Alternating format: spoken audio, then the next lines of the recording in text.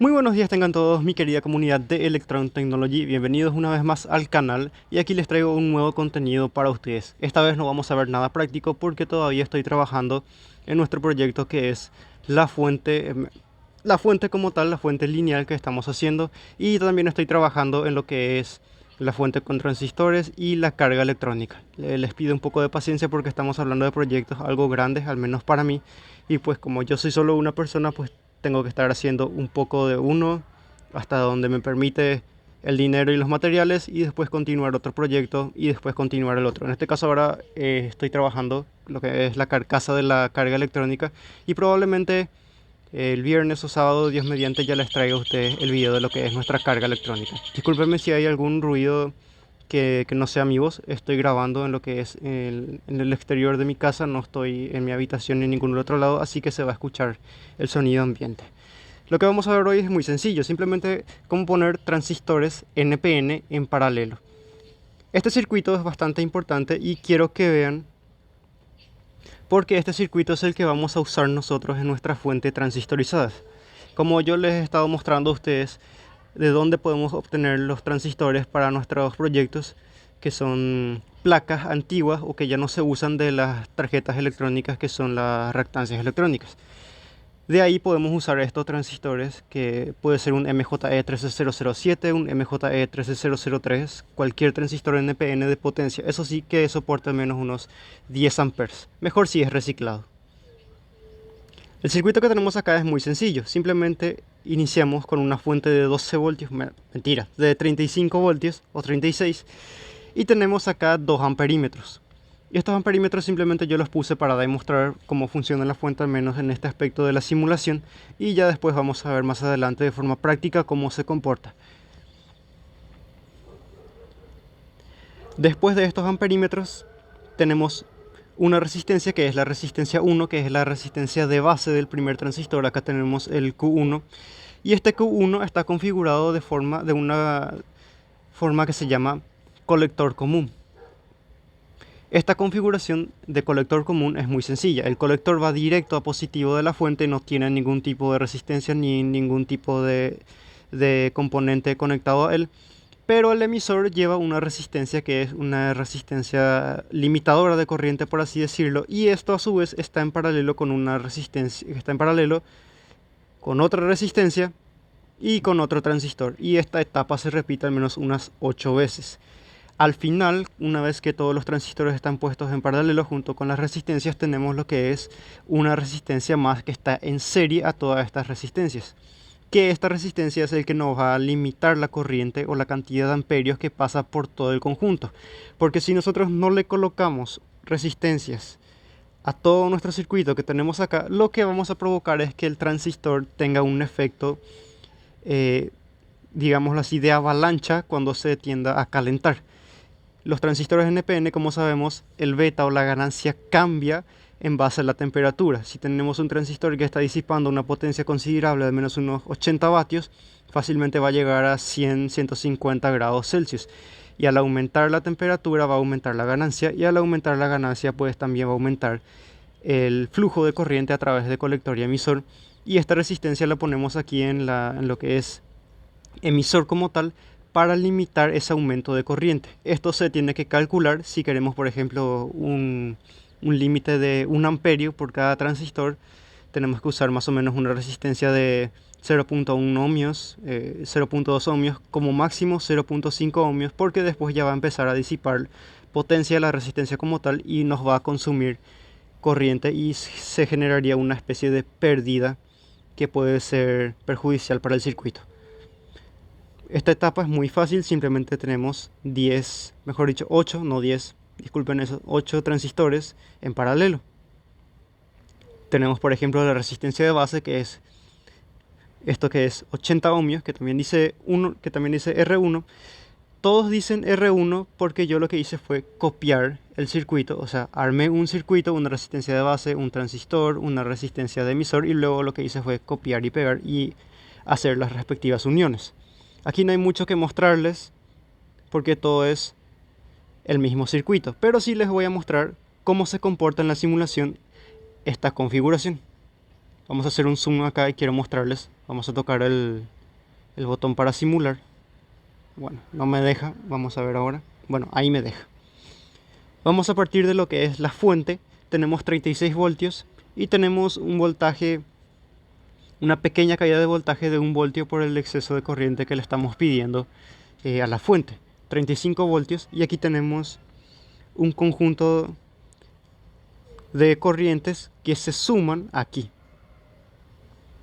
Acá tenemos 60 mA, 60,1 mA, que es exactamente la cantidad de corriente que va a tener cada base de cada transistor, y esto habrá que multiplicarlo por 8 transistores, es decir, 60 mA por 8, y nos va a dar la corriente de base total.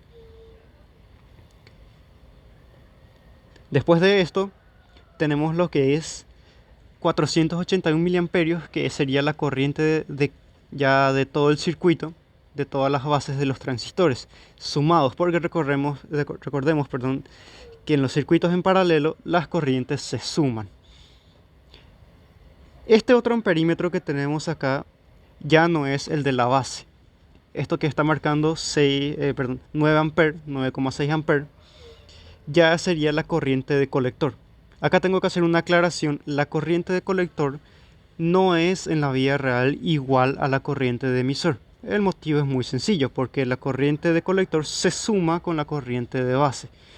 Y la corriente que tenemos acá en la salida del emisor simplemente es la suma de estos 1,20 amperios y estos 60 miliamperes.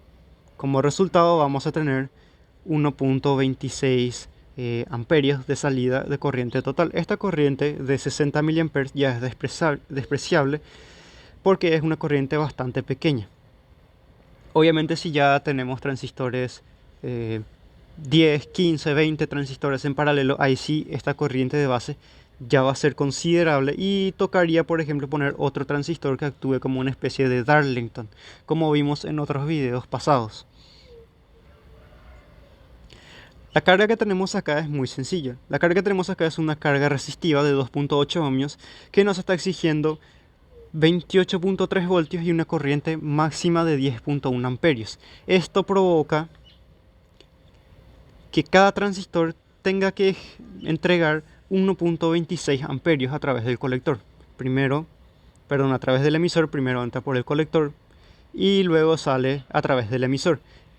Habrá que multiplicar estos 1,26 amperes por 8 para poder tener de forma exacta los 10,1 amperios que tenemos acá en la salida. Esto no tiene mucha ciencia, simplemente es calcular el circuito de un solo transistor.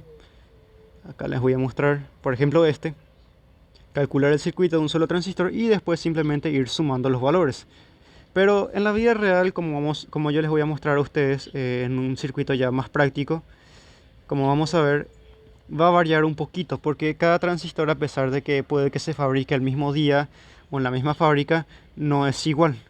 Uno puede tener un beta o ganancia de 20, el otro puede tener 21, otro puede tener 19 y son del mismo modelo. Entonces esto siempre hay que tener en cuenta, y siempre es mejor usar una resistencia de base por aparte para cada transistor.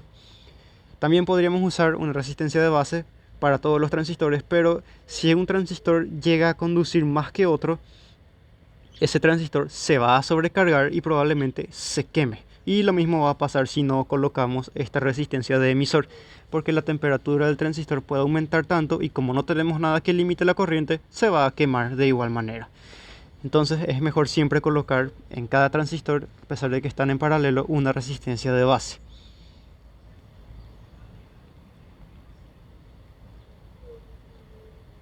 Y este es nuestro circuito. Vamos a analizar un poquito acá de forma rápida para no hacer tan largo el video. Partimos de lo que es esta fuente de 36 voltios. Estoy poniendo este ejemplo de 36 voltios porque esto es el voltaje que yo voy a usar en la fuente que vamos a hacer ya de forma práctica, que es la fuente transistorizada, que son con transistores NPN VJT. Tenemos dos amperímetros, uno nos marca la corriente de colector total que fluye a través de los 8 transistores, y uno nos marca la corriente de base total que también fluye a través de los 8 transistores de forma individual, en este caso 481 miliamperios. Esto puede variar yo no les recomendaría tomar esto como algo definitivo, porque esto puede variar a medida que la temperatura del transistor aumenta. No va a variar mucho, pero es algo a tener en cuenta. Y acá tenemos, por ejemplo, esta primera resistencia de base, su respectivo voltímetro y su respectivo amperímetro. Cada transistor va a consumir a través de la base 60 miliamperios. Y a la resistencia de base le va a caer 4,81 amperios. Acá tengo que hacer una aclaración, y es que este transistor se va a comportar de esta forma. La misma cantidad de voltaje que tenemos acá en la base se va a reflejar de una forma muy aproximada entre colector y emisor del transistor. Como podemos ver, acá tenemos 4,81 voltios en la base, pero está pasando a través de él 30 voltios. Esto lo que va a provocar es que entre colector y emisor de cada transistor tengamos 5,5 voltios, y los otros 30 voltios o 29,5 como marca acá se va a ir directo para nuestra carga, que es este.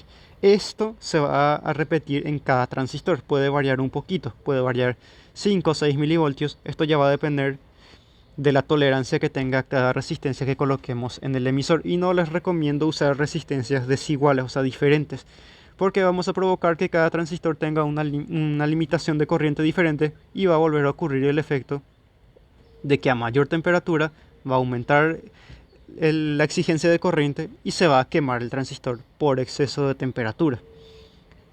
De alguna manera esta resistencia que tenemos acá, que lo marqué en rojo, va a limitar esa molestia que podemos llegar a generarle a cada transistor que tenemos acá.